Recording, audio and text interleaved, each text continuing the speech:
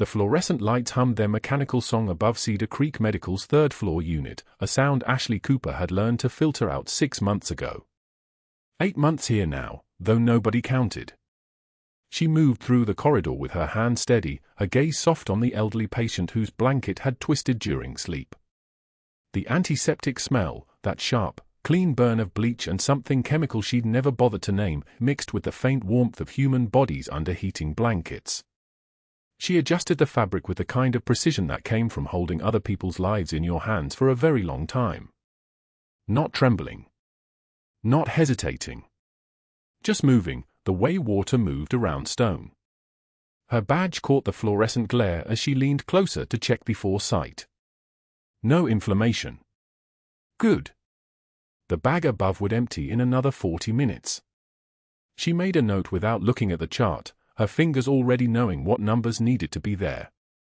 The patient's hand found her wrist, they always did, the sick and the scared, and she let him hold it for 3 seconds before gently releasing herself. Professional. Warm. Distant enough to protect them both. A voice crackled through her radio, "Anderson, we need someone in Bay 3. That wasn't her name, but she responded anyway. The radio clipped to her scrubs was the only thing that ever called her anything. Not Ashley. Not Captain. Just a frequency and a code. She moved down the hallway, her white shoes silent on the tile floor, and that was when she first felt it. The weight of his stare. Dr. Marcus Pierce stood at the nurse's station, his hands gripping the edge of the desk hard enough to make his knuckles go white. His eyes tracked her as she passed, the way a hunter tracks movement in tall grass. Pierce was the kind of doctor who had been told his whole life that he was special. His face had the soft pink flush of someone who'd never been hungry, never been afraid, never sat in a hospital bed wondering if this breath would be his last. His tie was silk. His watch cost more than most people's cars. He had a law degree he'd never used and a medical degree he wielded like a sword against anyone he deemed beneath him. And he decided, somewhere in the past 8 months, that Ashley was beneath him. It wasn't anything she'd done. It was what she hadn't done. She hadn't deferred enough. Hadn't asked permission. Hadn't laughed at his jokes or brought him coffee or treated his presence like a blessing handed down from heaven. The night shift nurse, Marianne, kind woman, 3 kids, had mentioned that Pierce had asked about Ashley's background. Where she'd come from. Which hospital before Cedar Creek? Marianne had said his face went very still when she told him there was no before. No references. Just appeared one day with credentials that checked out and a certifications list that didn't make sense.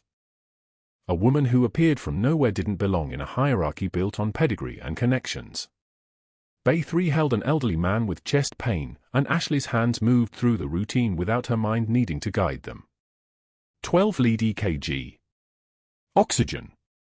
For access on the first try, her veins were cooperative today. The patient's daughter sat in the corner, her eyes red-rimmed and terrified, and Ashley made sure to make eye contact with her, to nod slightly, to communicate without words that her father was in capable hands. The daughter's shoulders dropped maybe an inch. That was enough.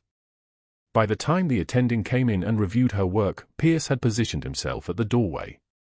Close enough to watch. Close enough to observe the way the doctor, a younger man named Dr. Holloway, immediately deferred to Ashley's assessment. Holloway glanced at her, then at the monitors, then back at her, as if her quiet nod was the only thing he needed.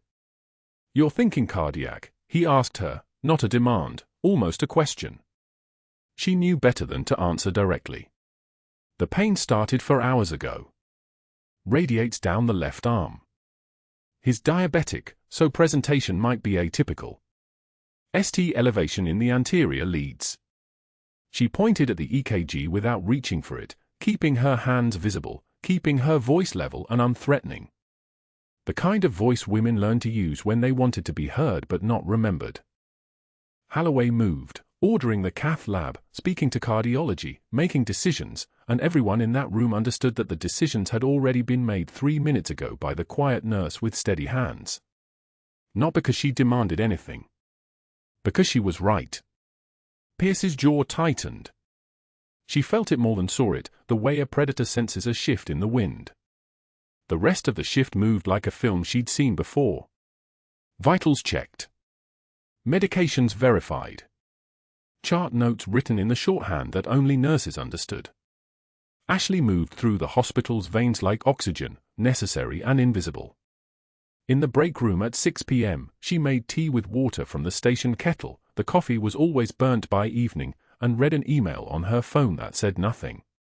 The message was encrypted, routed through servers in 4 countries, and contained exactly 9 words: trafficking network still active.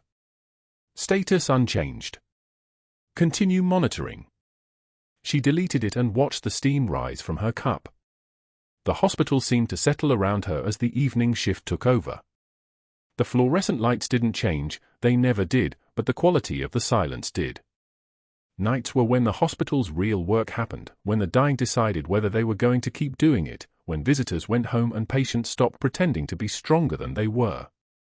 Ashley had loved nights in forward operating bases at Bagram. The way the mountains went black and the stars came out and the whole world seemed to hold its breath. No medevacs at midnight. No mortars. Just the hum of equipment keeping people alive. That was 3 years ago. She was folding the hem of her scrub top, a habit, something to do with her hands, when the intercom crackled. ER, incoming trauma. ETA for minutes. 32-year-old male, blast injury, spinal involvement, multiple lacerations. Alert orthopedic and neurosurgery. The room seemed to change pressure. For minutes was nothing.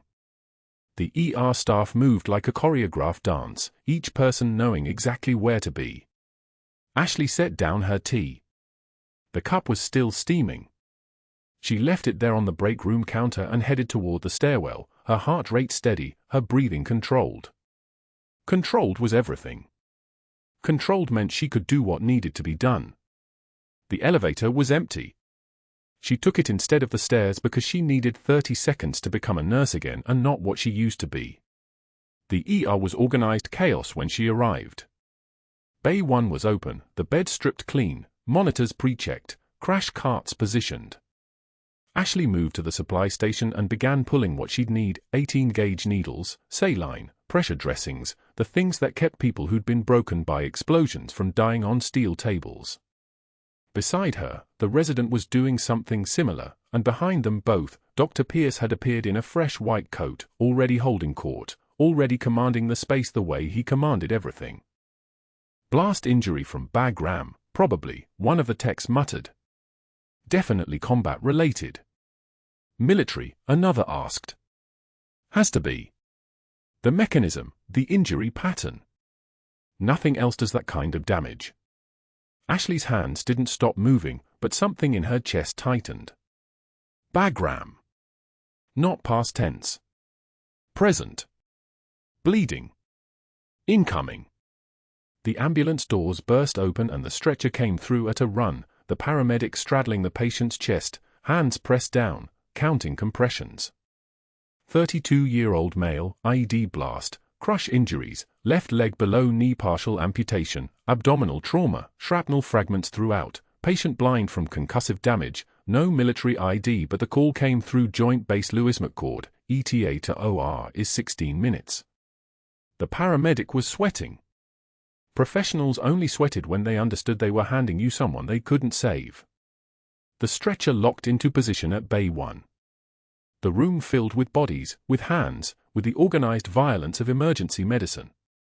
Ashley moved to the patient's left side and began removing the field dressing, her fingers assessing damage the way a musician read sheet music. Shrapnel wounds across the abdomen. Tourniquet on the left leg, already showing that the tissue was too far gone. His face was battered, eyes swollen shut, but his left forearm was visible, and on that forearm, faded from sun and time and everything that came after, was a call sign in black ink. Reaper. Ashley's hand stopped for exactly 1/10 of a second. The kind of pause a trained observer would notice. The kind of pause that a man who watched nurses the way Dr. Pierce watched them would absolutely, definitely notice. The patient's head turned slightly, as if he sensed something. The blind always did. "Someone there," he said, his voice small and fractured. "I feel someone there." She moved her hands back to the wound, resuming assessment, her voice dropping into the professional register that belonged to nobody. "I'm here. You're going to be okay." A lie? She didn't know if he'd be okay. But the words mattered anyway. The patients needed words.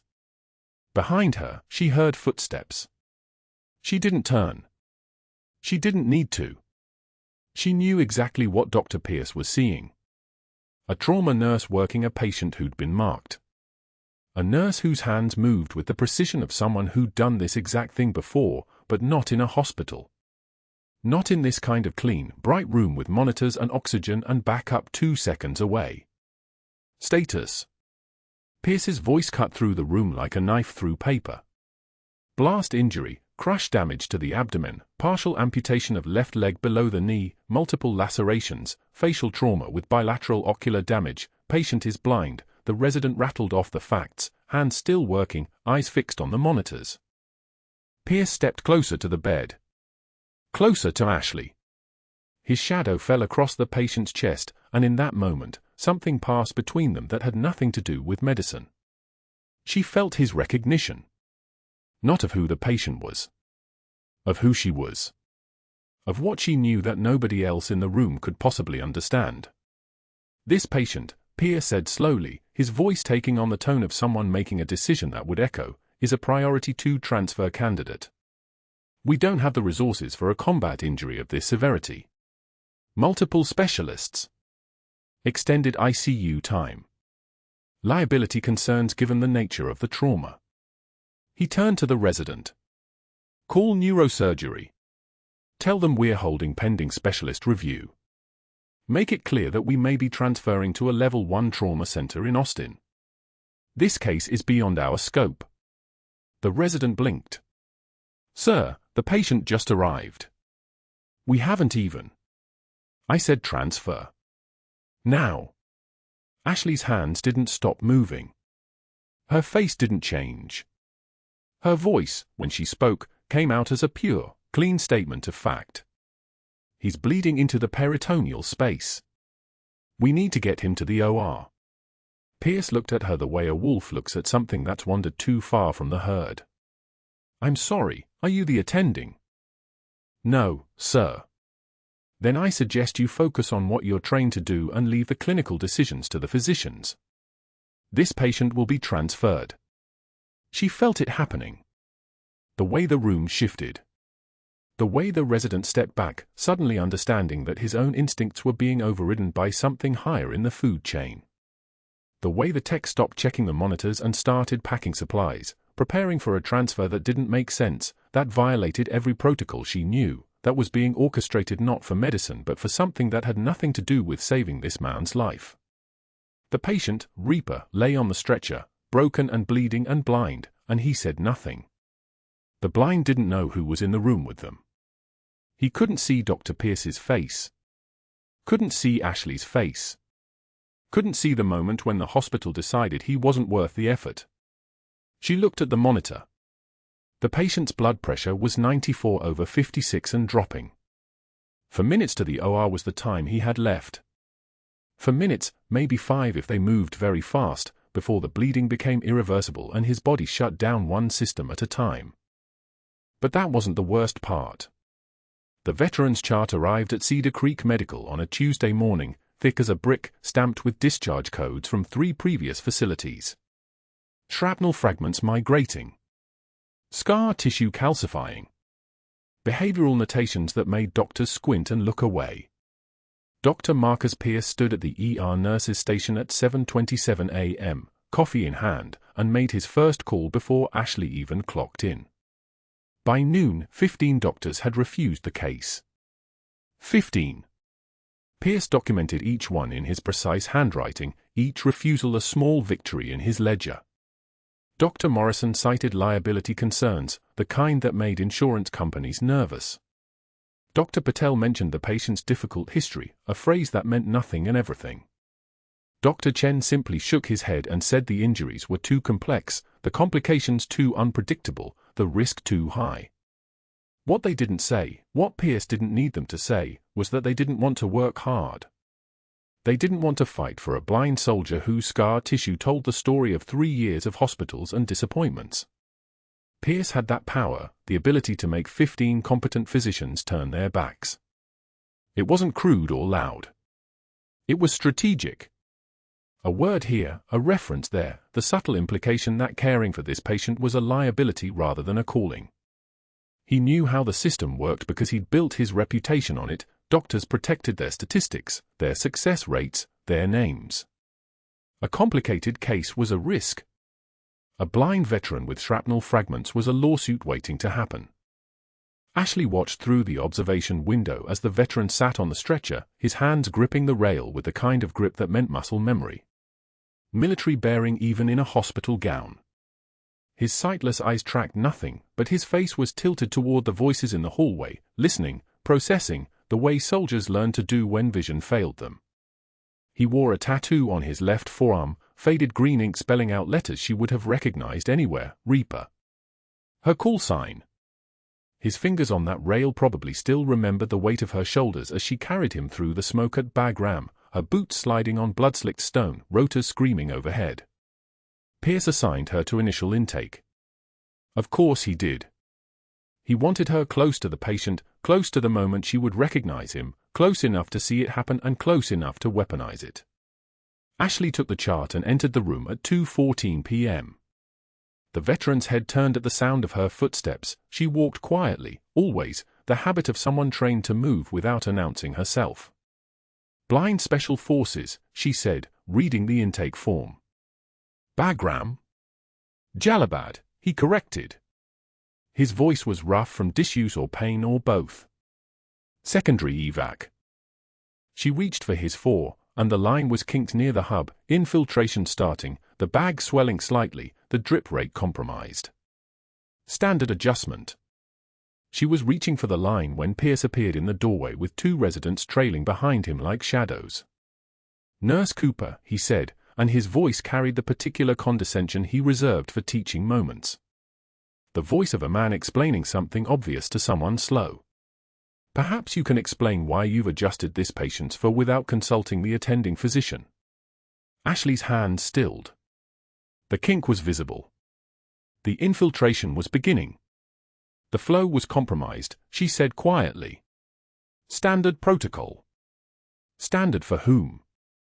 Pierce stepped into the room, and the temperature seemed to drop. He turned to the residents with a smile that looked like a shark learning to wear a tie. This is what happens when nurses forget their scope of practice. They develop emotional attachments. They begin to believe they're qualified to make clinical decisions. He gestured at the veteran like he was a case study, not a human. This patient is complex. He requires physician-level oversight, not nursing intuition. The veteran's face turned toward Pierce's voice, then back toward Ashley. She could see the moment his brain computed what was happening. He'd been refused before. He recognized the pattern. Ashley took one measured breath. Just one. Her hands were steady. Her heartbeat was steady. Everything about her was the opposite of shaking, of burning, of breaking. Instead, she looked at Pierce directly, eye contact maintained, the kind of eye contact that made people uncomfortable when they weren't used to being truly seen. Someone needs to provide care, doctor, she said. Her voice was soft. That was the thing people never understood about military training. It wasn't about getting loud. It was about getting precise. Every word placed where it needed to be. Pierce smiled. He shouldn't have, but he did. That someone knows her place, Nurse Cooper. The nickname started that afternoon. Pierce called her Florence in the break room, voice pitched just loud enough for others to hear. Florence, like Florence Nightingale, like some historical relic, like her presence was quaint and outdated and fundamentally wrong. The other staff members exchanged glances. Nobody corrected him. Nobody ever corrected Dr. Marcus Pierce. When Ashley sat down with her lunch on Wednesday, Dr. Morrison stood up mid-sentence and moved to another table. Just stood. Just left. The coffee cup she held released steam like a small ghost, and nobody acknowledged it. By Thursday morning, Pierce had posted a formal write-up on the unit board, visible to all staff, printed in his precise handwriting, inappropriate emotional attachment to patients. Persistent overreach of nursing authority. Failure to maintain professional boundaries. The words were like a contagion, and the staff was catching it. Thursday afternoon, Ashley entered the break room at 2:02 p.m. Four nurses and 2 techs stood near the coffee maker. She walked toward the fridge. They gathered their cups and left without a word. The silence was louder than any conversation had ever been. The fluorescent lights hummed their mechanical rhythm, indifferent, and the refrigerator's compressor kicked on with a sound like a tired sigh. Pierce leaned against the counter, stirring his coffee with the kind of deliberate slowness that meant he'd been waiting for her. Funny how people naturally distance themselves from liability risks, isn't it, Florence? He asked. The coffee smelled bitter. Everything about him smelled bitter, sweat and ambition and the particular cologne that men wore when they were trying to smell like money. Ashley met his eyes. She let one tear escape, just one, the kind of tear that happens not from emotion but from the physical pressure of holding everything down. She wiped it away without breaking eye contact, the gesture deliberate, controlled, the opposite of surrender. "Someone still requires care, doctor," she said. "And I'm still qualified to provide it." The words hung in the air between them like a question that didn't need an answer. "Are you?" Pierce asked, and he was smiling again, but the smile was different now. Less certain. Less like a shark and more like something that had just realized the water was shallower than it thought. "We'll see about that, Florence. We'll certainly see." But that wasn't the worst part. The worst part was what happened next, when the veteran's breathing began to fail, when the migrating shrapnel fragment suddenly shifted, when every doctor Pierce had convinced to refuse the case was suddenly unavailable, and Ashley found herself standing in a room with a dying man whose call sign she wore inside her jacket like a secret, like a promise, like the only proof she had that she was ever anything other than just a nurse. The break room was empty at 11:34 a.m. on Friday, which meant Ashley could sit in the corner chair without the weight of disapproving stares pressing against her spine. She kept her lunch untouched, a container of rice and vegetables that had been sitting in the break room refrigerator since Thursday, and instead focused on the monitor in her mind. The veteran's vitals. His breathing pattern. The medical transport schedules that scrolled across the clipboard she'd memorized 3 hours before Pierce ordered her removed from the unit. She wasn't supposed to be thinking about his case. She wasn't supposed to be tracking his oxygen saturation or noting the slight elevation in his heart rate that suggested pain inadequately controlled. But her hands, the ones that had carried 3 wounded soldiers through enemy fire at Bagram, didn't forget how to read a room. And her eyes, trained across for combat tours to notice what others missed, could see the trafficking network embedded in Cedar Creek's medical transport routes like shrapnel in scar tissue. The veteran's arrival had been a mistake. Not his arrival, his presence. His recognition of her. The way his blind hand had moved across her forearm in the ER and his lips had formed a word she didn't expect anyone to speak aloud in a hospital in San Antonio, Texas. His call sign. The one she'd earned not through military promotion but through the kind of work that didn't appear in official records. The Reaper. The one who harvested soldiers from burning fields and got them to the birds before the mortars found them. 3 years ago, she'd been someone different. Someone with a rank in a unit and a face the veteran had seen before his eyes were destroyed by shrapnel. She'd been Captain Ashley Cooper then, not Nurse Cooper, and the veteran had been just another soldier bleeding out in a combat zone, not a threat to a classified operation that had taken her 8 months to position correctly. But now he was here. His blind eyes couldn't recognize her face, but his hands could recognize the scar tissue on her left palm where she'd been burned pulling him from the wreckage. His ears could recognize the particular rhythm of her breathing, the specific cadence of her movement. His muscle memory was better than his eyes, and it was going to burn her entire mission to ash. Ashley stared at the untouched lunch. The fluorescent lights above the break room sink buzzed with the particular frequency of institutional failure. Somewhere in the hospital, Pierce was making phone calls. She could feel it the way soldiers feel incoming artillery, not through sound, but through the vibration of institutional air pressure changing. He'd called Richard Hathaway by now, the board member who'd covered a medication error in 2019 and owed Pierce enough favor to ask questions without proof. He'd contacted County General and spoken to HR about gaps in her employment history. He'd brought in an external credentialing consultant, some favor from medical school, someone who would look at her personnel file and see exactly what Pierce wanted them to see, inconsistencies. The mission handler couldn't intervene. If the operation exposed itself to prevent her exposure, 2 years of intelligence gathering dissolved.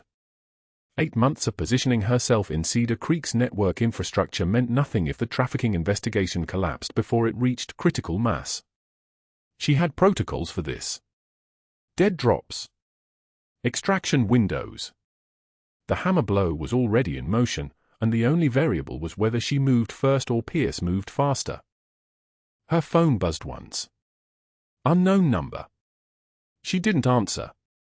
The break room door opened and a resident she'd never spoken to entered, saw her sitting alone in the corner, and immediately turned to leave. That was Pierce's work too. The poison break room had become a contamination protocol. Sit where Ashley sat and you were marked by association. She had 2 choices and they existed in parallel like quantum states. Abandon the veteran and maintain her cover, let his medical team handle whatever crisis was coming, because something was coming, she could read it in the elevation of his pain medication requests, the shallow breathing pattern she'd noted from 3 floors away. Or stay and risk exposure, perform the work that might be required, except that her classification rating would be downgraded and her mission would be burned before the morning briefing. The decision was made for her at 1:53 p.m. The code alarm came through the speaker system with a mechanical bleat that cut through the hospital like a blade. Code Blue, Trauma Unit.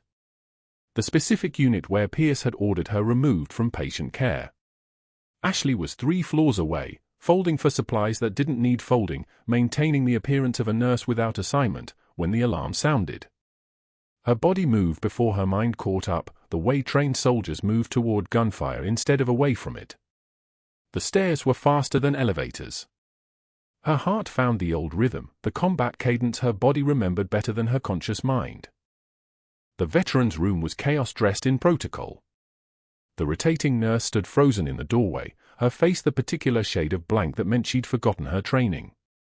The veteran gasped against the bed, his chest rising wrong, asymmetrical, the rise and fall disconnected from the pattern of breathing. His blind eyes rolled back.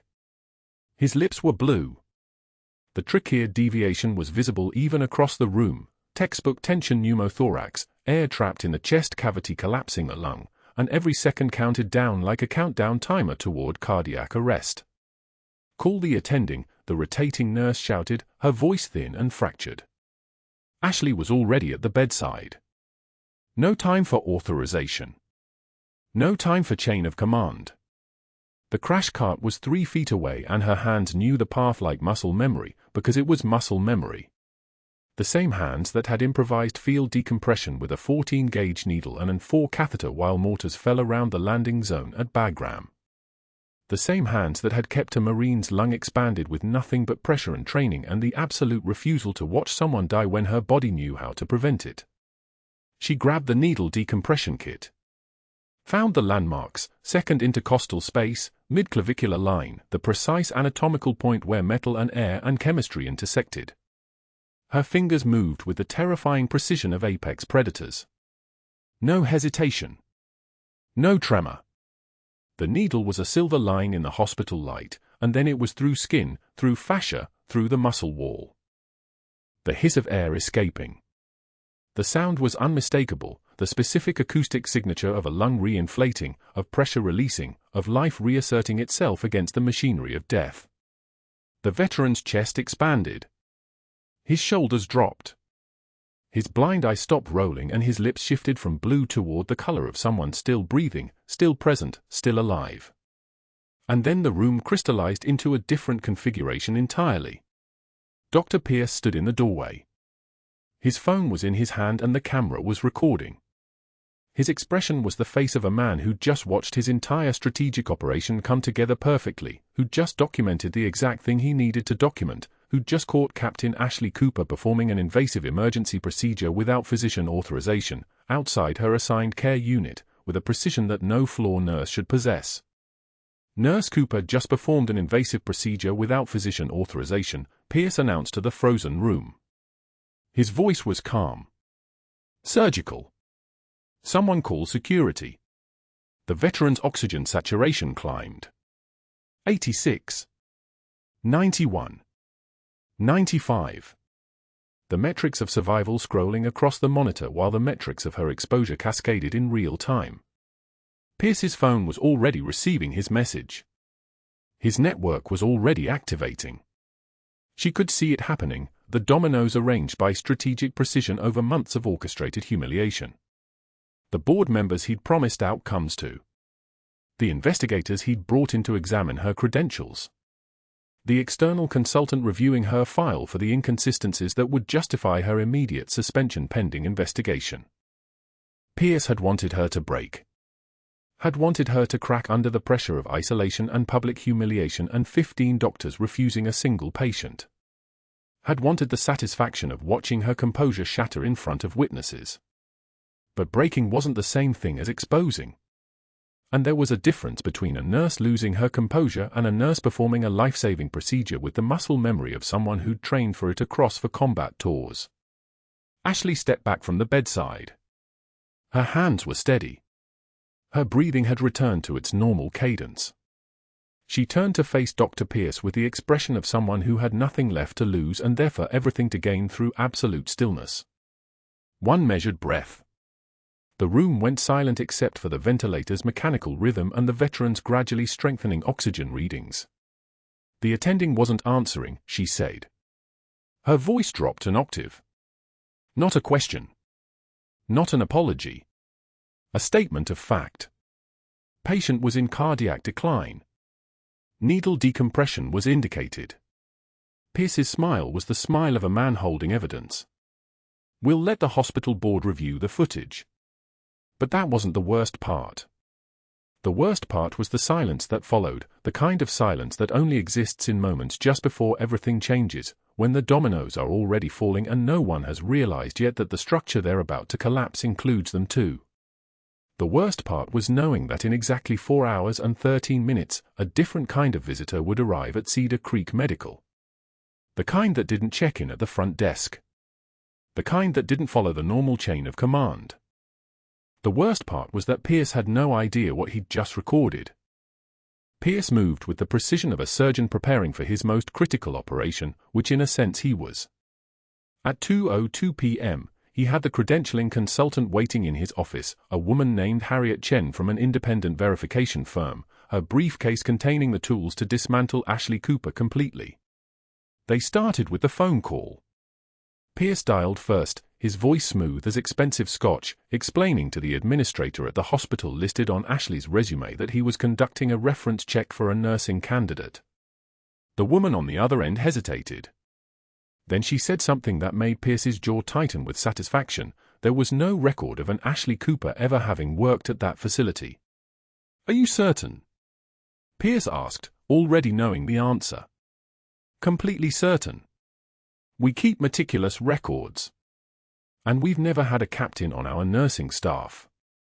The line went dead in Pierce's ear. He looked at Harriet Chen and smiled, the smile of a man who'd just found the thread that would unravel everything. By 2:54 p.m., Chen was on her laptop, cross-referencing state nursing board records, military discharge databases, social security documentation trails. The hospital's credentials system was primitive by modern standards, but Chen's methods were not. She moved through databases like a ghost, finding the gaps, the inconsistencies, the impossible timeline. A nursing degree listed, but the school had no graduate records. A CPR certification that appeared on the application but didn't exist in the official registry. A resume that was architecturally perfect and therefore completely false. This is manufactured, Chen said quietly, turning her laptop toward Pierce. Every single document. Professional work, too. Military-grade encryption on some of the underlying files. Pierce leaned back in his chair, his hand steepled in front of his mouth. This was better than fraud. This was espionage. This was a woman who'd lied about her entire existence. He reached for his phone again. At 3:24 p.m. precisely, 2 hospital security officers entered the pediatric ward where Ashley was finishing her rounds. They didn't speak, they didn't need to. Their presence was announcement enough. Ashley set down the blood pressure cuff she'd been holding, her movements economical, controlled, the movements of someone whose hands had learned not to betray her even when everything else was falling apart. The officers flanked her as she walked past the nurse's station, and she could feel every eye tracking her progression toward the elevator. Through the break room window, she saw the staff assembled there like an audience at a theater they'd paid good money to attend. Faces arranged in expressions of vindication and schadenfreude. They'd always suspected something was wrong with her, and now they had proof. The elevator doors opened and closed around her with the finality of a coffin lid. Security escorted her to the administrative office, where an administrator in a pressed suit handed her a suspension notice typed on hospital letterhead. Pending investigation into credential fraud and unauthorized medical procedures, the document read. The words blurred slightly as Ashley's eyes moved across them. She signed it without protest. Turned in her badge, the blue laminated rectangle that had been her constant companion for 8 months, the small plastic authority that had allowed her to move through this hospital like someone who belonged. The badge fell into the administrator's hand with a soft click. Your access is revoked immediately, the administrator said. You'll need to leave the premises now. At 3:12 p.m., Ashley walked through the automatic doors of Cedar Creek Medical into the San Antonio afternoon. The heat hit her like a physical thing, thick as water, and behind her she could hear the veteran calling out from somewhere in the building, "Wait, wait, who was that? The one from before." His voice cracked with the effort of reaching, the desperation of recognition he couldn't quite articulate. She didn't look back. The drive home took 18 minutes. She didn't remember any of it. At the kitchen table in her small rented house on Cypress Street, Ashley sat with her phone dark beside her. She couldn't call her handler, not yet, not until she understood the full scope of the compromise. The mission was 8 months in, still in the intelligence-gathering phase, still 3 weeks from the planned evidence extraction that would bring down the network that had been trafficking medical equipment and opioids through Cedar Creek's transport system. The network that Pierce, unknowingly, had been protecting through his contacts in hospital administration. Everything she'd built, every relationship cultivated, every subtle observation logged, it was all dust now. Her cover was burned. Her mission was compromised. Her presence had become a liability to the entire operation. The weight of it sat in her chest like a stone. When Sarah came through the front door at 4:31 p.m., her backpack bouncing against her shoulders, her third-grade mind still inhabiting the kingdom of normal problems, a spelling test tomorrow, someone had taken her favorite pencil, could she have pizza for dinner, the light in her face extinguished the moment she saw her mother. Children sense ruptures in the world the way seismographs sense earthquakes. They register the shift in air pressure before anyone else feels it. "Mommy." Sarah's voice was small. "Why are you home early?" The question, so ordinary, so achingly innocent, was the thing that broke her. Ashley felt it happen, the fracture traveling through her composure like a crack through tempered glass, spreading from her ribs to her throat to her eyes. She pulled Sarah into her lap without answering, and the sobs came, quiet and controlled at first because even now, even here, she was trained not to alarm her child with the full weight of her dissolution. But she couldn't stop them. Her shoulders shook against Sarah's small back. Her hands, steady enough to perform emergency surgery minutes ago, trembled now as they held her daughter.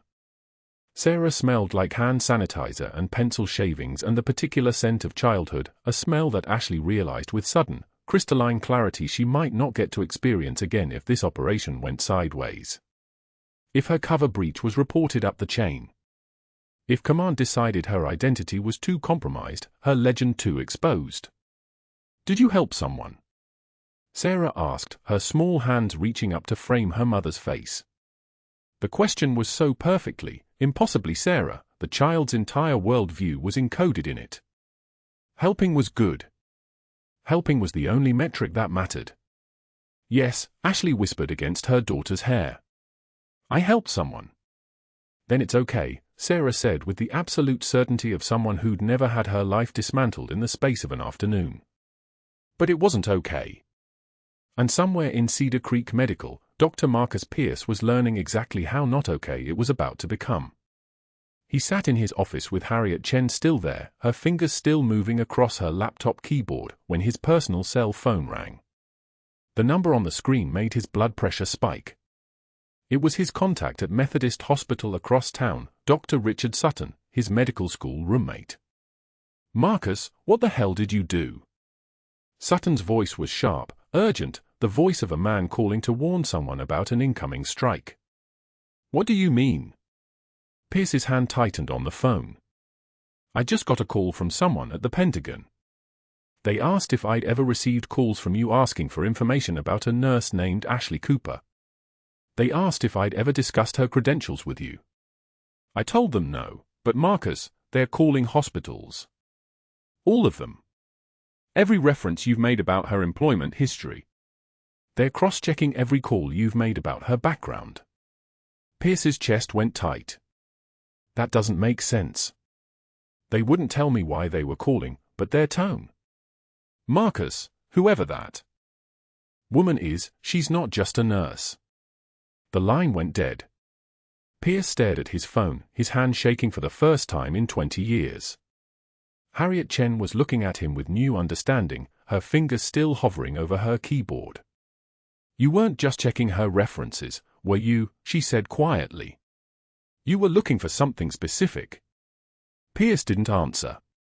He was already thinking through his options, through the calls he'd made, through the 15 doctors he'd convinced to refuse the case, through every institutional authority he'd wielded to tear down a woman whose entire existence, he was now beginning to understand, had been protected by something far more powerful than a hospital administration. Something that was now, inevitably, turning its attention toward him. The blind veteran woke at 5:53 a.m. Saturday, his senses already calibrated to the hospital darkness. The ventilator beside his bed wheezed its mechanical rhythm, steady and unchanged from the night before. A nurse leaned close to check his pupils, her movements efficient, clinical, her presence registered only as the displacement of air and the smell of antiseptic that had become the smell of survival. His hand shot out faster than anyone expected. His fingers found her wrist and locked there with the grip of someone who'd learned to communicate through touch. One word escaped his lips, barely audible, weighted with 18 months of waiting. "Reaper." The nurse froze. Every muscle in Ashley's body wanted to respond, wanted to pull him close and break for years of protocol in a single breath. Instead, she did what a trained operative does. She stayed perfectly still, her voice level, her hand steady beneath his grip. "I'm here, Sergeant." The Marine liaison arrived at 6:15 a.m. with the veteran's official file. Major Henderson had the kind of face that had seen things military personnel weren't supposed to see, and he moved through the hospital hallway with the purposeful stride of someone who'd just been informed that a 20-year mystery had finally found resolution. He stopped at the bed and opened the service record. Sergeant David Miller, 3rd Battalion 5th Marines, Dark Horse Platoon. Bagram Forward Operating Base, September 2019. Henderson's voice was formal, ceremonial, the tone you used when reading histories that mattered. During Operation Corazon Defender, then Captain Ashley Cooper extracted Miller and 2 other wounded Marines under sustained enemy fire, approximately 2,000 meters across hostile terrain, under conditions of near-zero visibility and active IED threat. He looked up from the file, his eyes finding the woman standing at the bedside. That action resulted in a Silver Star citation. Captain Cooper was 19 minutes overdue for extraction when she made the decision to return to the combat zone. The recommendation for the Silver Star was signed by her commanding general. The room was so quiet you could hear the IV drip counting seconds. Ashley's face remained composed. Her hands remained steady. The transformation that no one watching understood was happening at the cellular level, in the precise electrical firing of military muscle memory recognizing its own rank being spoken aloud. The timid nurse ceased to exist. In her place stood an officer, present but invisible, her authority resting in absolute stillness. The Pentagon colonel arrived at 7:32 a.m. on a Saturday, which meant the operation was no longer covert. He walked into the veteran's room in full dress uniform, his decorations catching fluorescent light like warning signals. When he saw Ashley, he came to attention and rendered a salute, fist to chest, the gesture sharp enough to make the hospital administrator step backward unconsciously. No one saluted nurses. No one saluted anyone in a hospital, really, except perhaps when they were honoring something that transcended the ordinary rules of civilian space. "Captain Cooper," the colonel said. "Your classified code name is Reaper. Your designation with JSOC Task Force 121 was Military Intelligence Operative, specializing in human trafficking network interdiction. Your placement at Cedar Creek Medical was authorized under Executive Order Compartmented Information, and your cover was protected by federal statute." He turned to the hospital administrator, whose face had gone the color of old parchment. "Which means anyone who attempted to compromise that cover, anyone who accessed classified information without authorization, or anyone who interfered with an active federal operation has committed a crime." That's when Carlos Mendez walked in with a laptop balanced against his chest. Carlos had never spoken to Ashley directly. He worked in the basement server room on the hospital's IT infrastructure, and basement IT specialists exist in a category of human awareness that most medical professionals never quite achieve. They register as background noise, as people who fix things when things break, which means nobody pays attention to what they see or how carefully they document every digital trace of institutional life. Carlos was also Navy, had been IT for the 160th SOR in Kandahar before the injury, and there were certain things he understood about documentation that civilians simply did not. He set the laptop on the rolling table and pulled up video timestamps. His voice was steady, the careful precision of someone presenting evidence. Dr. Pierce accessed the main server at 11:43 p.m. Thursday night using his administrative credentials. He attempted to delete recordings from every hallway camera facing the veteran's room and the main nurse's station. The screen lit with security footage, timestamp glowing in the corner. The image showed Pierce hunched over a terminal in the IT office, his face lit by blue screen glow, his fingers moving with the frantic desperation of someone who understood, even then, that exposure was inevitable. He tried to delete Nurse Cooper's shift notes from that entire day. He also altered the timestamps on his formal write-up, attempted to fabricate a pattern of prior incidents that didn't exist. Every frame he deleted, Carlos continued, and there was something almost peaceful in his voice, the calm of a specialist delivering technical facts to people who finally understood they were living in his domain now, was automatically backed up to a redundant server. Navy IT systems have a particular philosophy about document preservation. Pierce's face had gone the color of concrete dust. His mouth opened and closed without producing sound. When he finally managed words, they came out strangled, the voice of someone who'd just realized that every calculation he'd made about institutional power had been rendered obsolete by technology and federal authority. She performed unauthorized procedures. She exceeded her scope of practice. I was protecting patient safety. The colonel stepped closer. His uniform, his bearing, his absolute confidence in the leverage he held, it all combined to create a gravitational field that made the room seem to shrink. When he spoke, each word landed with the weight of institutional consequence. "Let me be clear, Dr. Pierce. The Inspector General will review every decision you made regarding Captain Cooper. 15 doctors. You convinced 15 physicians to refuse care for a decorated veteran based on your personal objections to his caretaker. You documented humiliation of a federal operative.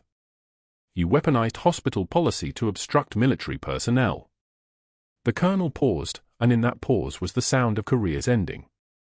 "If we find that your actions endangered a veteran's life or compromised a federal intelligence operation, you will face charges." Pierce's hand started to shake. She performed needle decompression without authorization. She performed a life-saving emergency procedure using skills earned in 4 tours of combat, the colonel said, and his voice was like a tank engine idling in a garage, low and steady and absolutely capable of crushing anything in its path. While you spent that same 5 hours convincing her that she didn't deserve to help a man she'd risked her life to save. The number hung in the air. 15. The administrator was already thinking about liability. The nursing director was calculating how quickly she could document that she'd never supported Pierce's campaign against the patient's care. The doctors in the hallway outside the veterans' room, the physicians who'd allowed themselves to be convinced, who'd signed off on transfers based on medical reasoning that had actually been professional cowardice, they were already preparing their defense. They'd only been following the lead of a senior physician. They'd had concerns raised to them. They were just being cautious. "We have testimony from 4 nurses," Carla said, pulling up a second window on the laptop, stating that you systematically ostracized Captain Cooper using a derogatory nickname. "We have audio recordings of your interactions with her at the patient's bedside. We have your written statement questioning her credentials, which triggered the background investigation that put your entire career in jeopardy because you were investigating a woman who was actually working for the federal government." The veteran turned his blind eyes toward the sound of Pierce's breathing. "You tried to stop her from helping me at Bagram," Miller said, and his voice was the voice of someone speaking from absolute moral clarity. "You tried to stop her from helping me yesterday. Both times, she helped anyway. That's what a hero does." The general, because at some point in this cascade of authority, an actual general had arrived, though no one could quite pinpoint when, looked at the hospital administrator. "Dr. Pierce's medical license will be reviewed by the state board. I will be providing testimony. So will the Pentagon. So will every person in this hospital who watched him weaponize his authority against a decorated veteran." She paused. "Get out of this room." Pierce left.